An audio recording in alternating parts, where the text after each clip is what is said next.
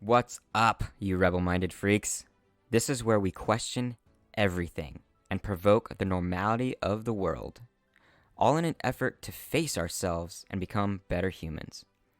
That's what it takes to be rebel-minded. You in? Let's do this. Hello, listeners.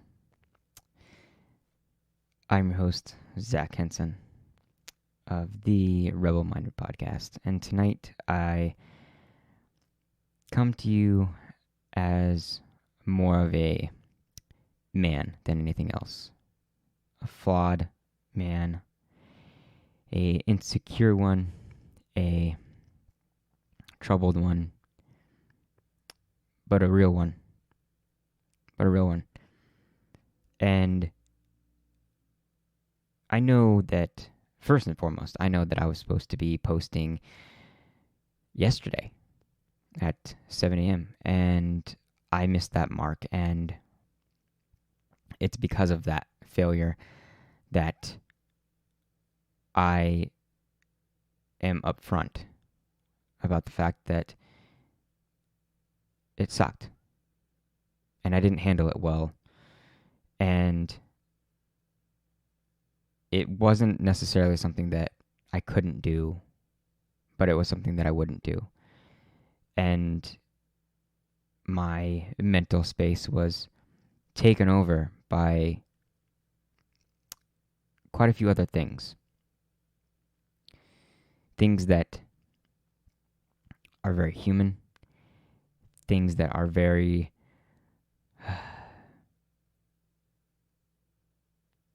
dark and disruptive. But I've spent a lot of time, especially over the last few years, learning how to reflect on my past. But there's a fine, cloudy line between reflecting on your past and dwelling on it. And I think when we dwell on it, we stay the person that we were instead of building ourselves into the person that we desire to be. And that transition for me has not been easy. And it's probably not easy for many of us. You know, you watch these people that are in their success and you hear them say how it just clicked. You know, how things just changed. And maybe it's not that easy. Or maybe it did click for them, but maybe that's not the only way. And it's the way that I kind of like to look at most things is knowing that there's never one way to get anywhere. There's never one way. But I want to apologize for not getting the podcast up on my deadline, even though I do feel some shame for it. But I will apologize for letting my old self get in the way of getting it up, if that makes sense, if you can differentiate between the two. But I do have to acknowledge the fact that maybe it's something that my brain had to go through. It's many times that we use our distractions to keep us from feeling the things that are really hard, the things that are miserable, the things that are dark, the things that are not easily processed, and the things that make us feel alone and sad.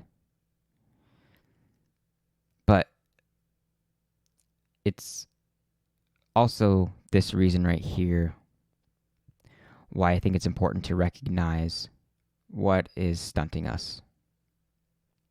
My journey has been a mentally tough one.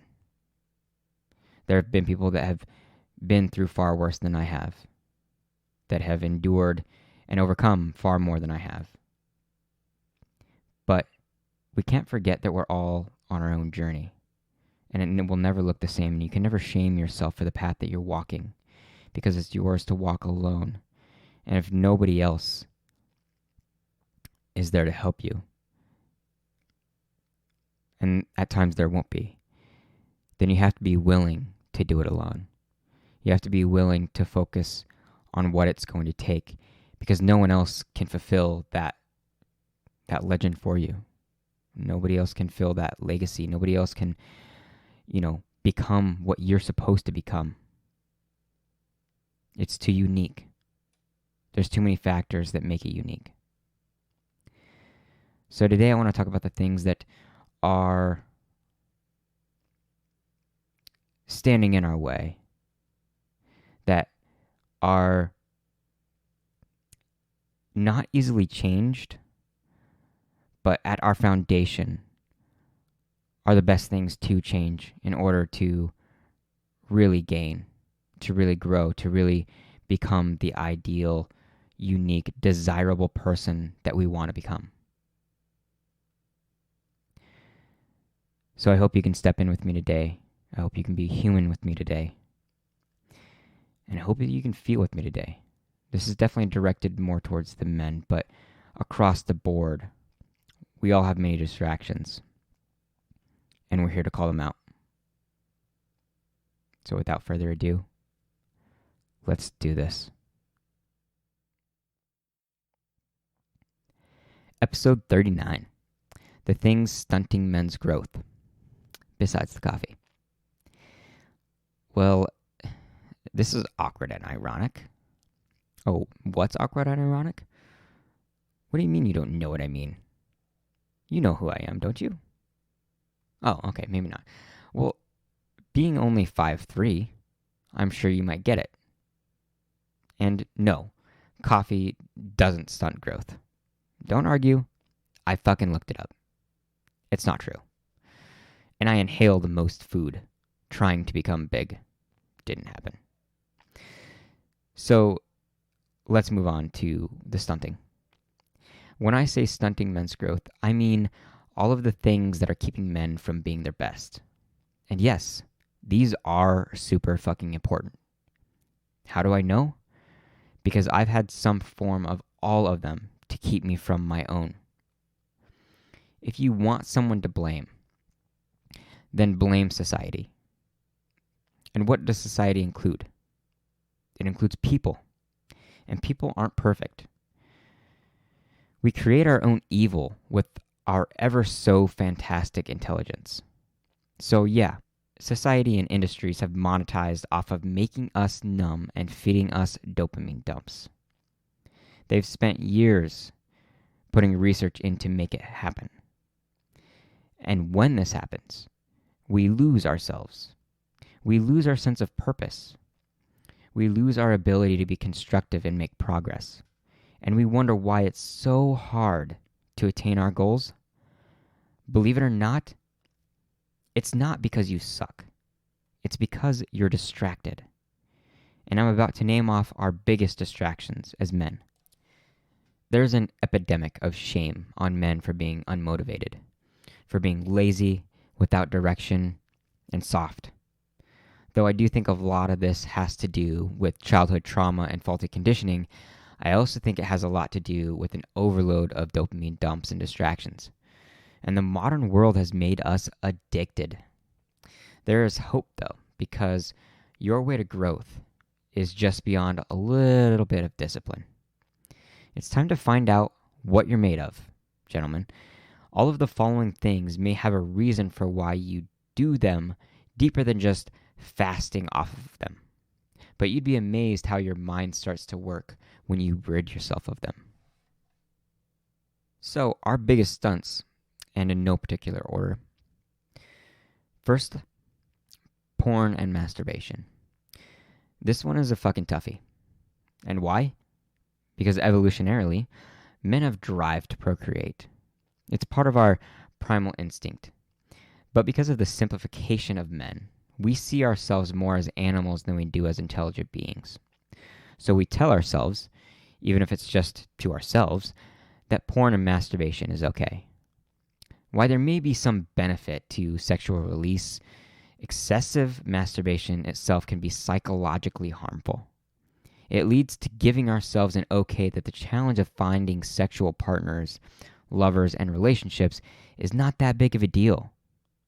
But it means we never gain the courage to get what we really want. connection with a real human being.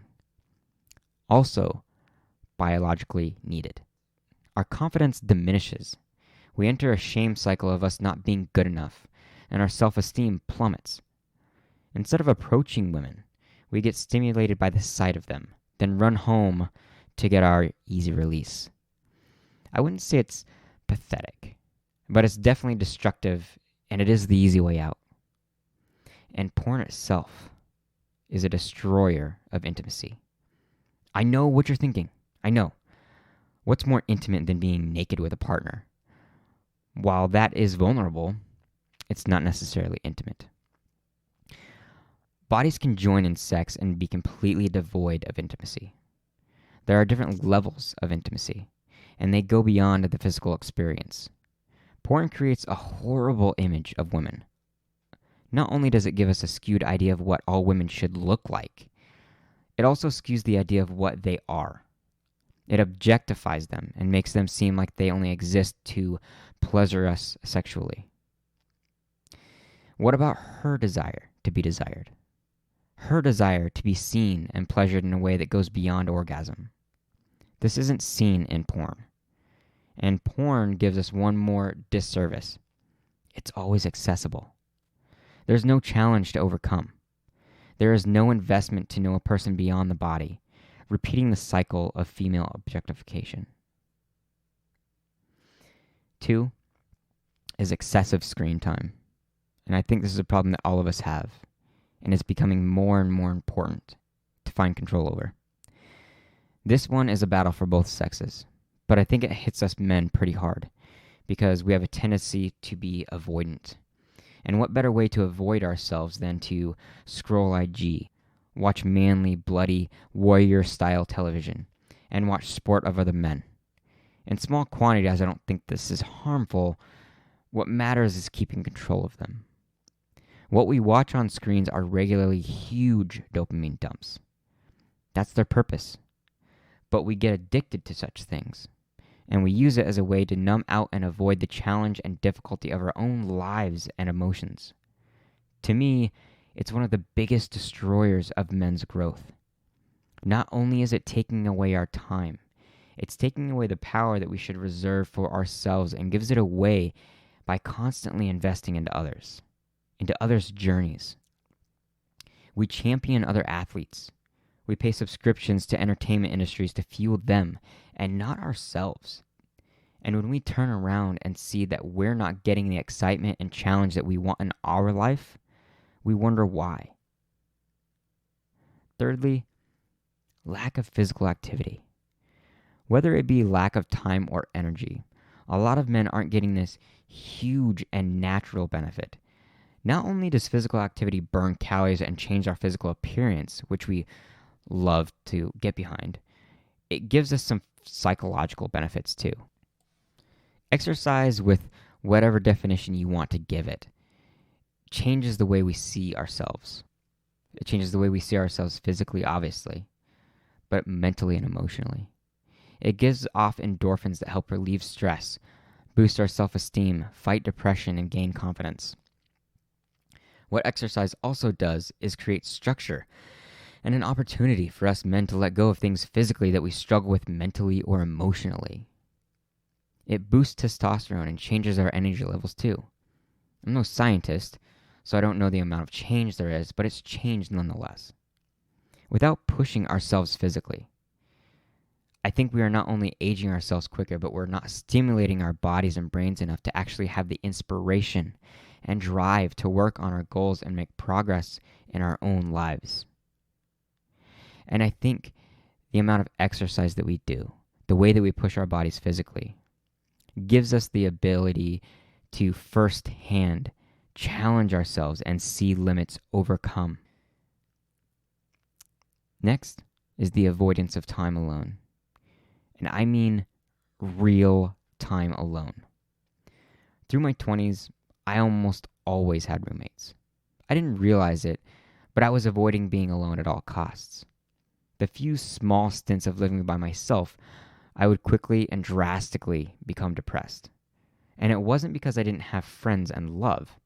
It was because I had no control of my self-talk and supporting myself mentally and emotionally. I'd never worked on myself. Alone, I would attack myself and shame myself and scold myself for not being good enough, for being in a job I hated, for being a bad partner or a bad friend, and for being alone. Is any of that really even rational? Not really, but it's the truth. When we don't allow time for ourselves, to face ourselves, to challenge ourselves, to ask ourselves, to reflect on ourselves, and by that I mean devoid of distraction like television and games and hobbies and work, etc., we are actually avoiding dealing with our own shadow, the dark side of us that is never dealt with.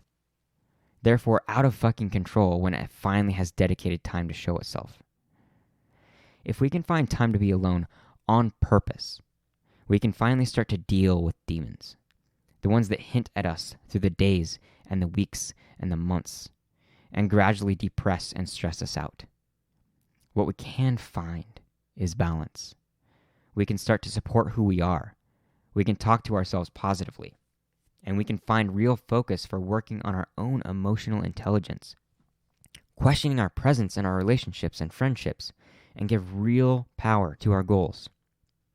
Which leads me to the next subject, the lack of mission and expression. Like I've discussed before, a lot of us men are fighting against our pseudo selves, our fake selves. For the fear of not being accepted, we stick to the simple stereotype of what men are quote unquote supposed to be. But that's not the real us. So real self-expression is left out of our daily lives. We talk more about all the surface level things like sport and work and politics and hot women, and less about our passions and our emotions and insecurity and real love and our desires of our own lives. This just leaves us wandering without true intention. We never dive deep into what matters, and it leaves us so completely lost. The other thing that leaves us lost is not having mission in life. I very rigidly believe that men need mission. Call it what you want, purpose, goals, aspirations, or your destiny. What matters is that we need it. Mission gives us direction, and in that direction we gain focus. We prioritize and get rid of the non-essential, and we move forward. Until about 28, I was just wandering. I was distracted and indulgent. I was also very stressed and timid and fucking lost. I knew I didn't know what I wanted to do, but I never chased anything either. I didn't know then that it wasn't what the world was going to bring to me, it was what I decided to chase after. And lastly on this list, but still very important, is our food. I can see how I would have been able to get away with this in my early 20s. I know it sounds super cliche, but there's truth in it.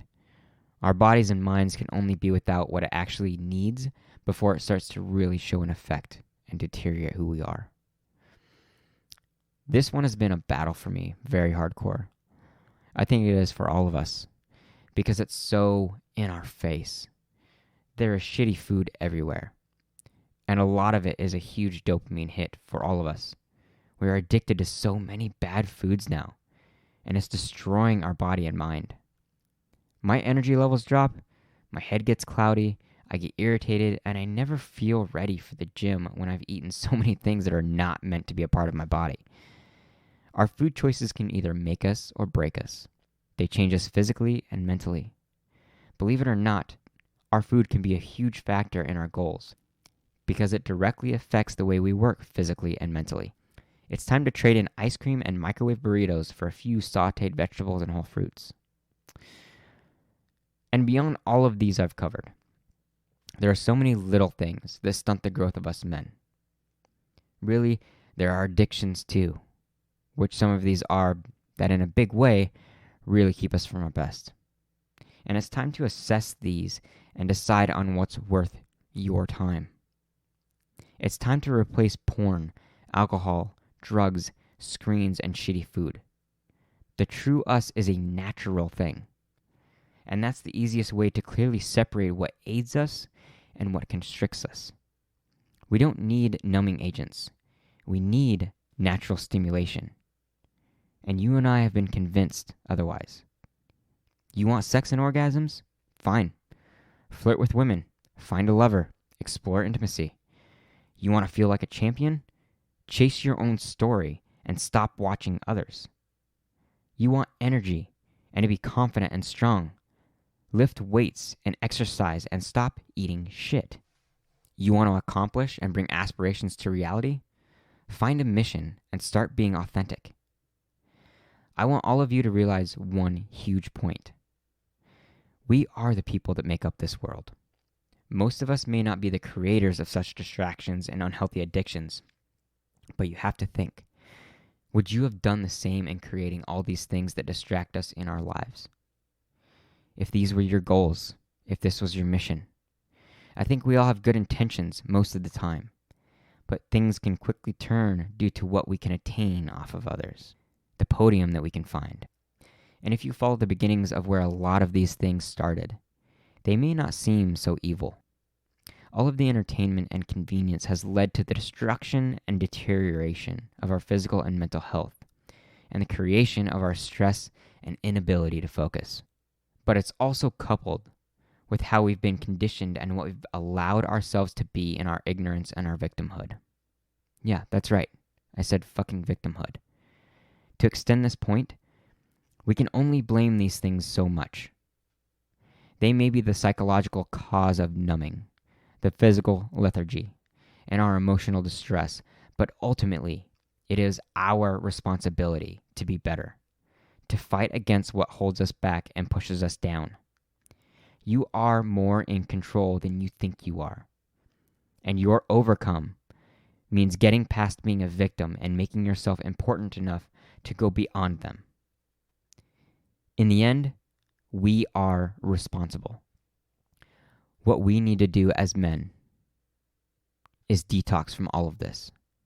We need to replace what numbs us. We need to fast from what makes us cloudy. And we need to chase what makes us feel real.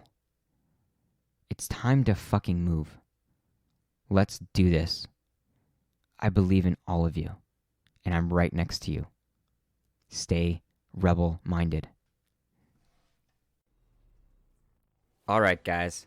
If you're here, then you have some sort of connection or curiosity of what goes on. So from the bottom of my little hamster heart, thank you. Even through a mic, that's what we call connection. And my life always gets better and more clear with all the souls that I get to connect with. If you like what you're hearing, or you want to share your story with me and the podcast, which I would absolutely love, write in. Send me an email or send me a text. You can contact me through IG as Creed Soldier or email me at zachary@chaoscreed.com. That's ZACKARY at KHAOSKREED.com. And of course, if you're up to the challenge and curious about really speeding up your self-development and your potential and getting committed to bettering yourself, send me a notification with Getting Rebel-Minded in the title. Even if all you need is that confidential space to talk, I'm here to give that to you. Share, like, and follow the podcast if it means something to you. Then you'll know when every new episode and interview has been published. I've always got more good things coming.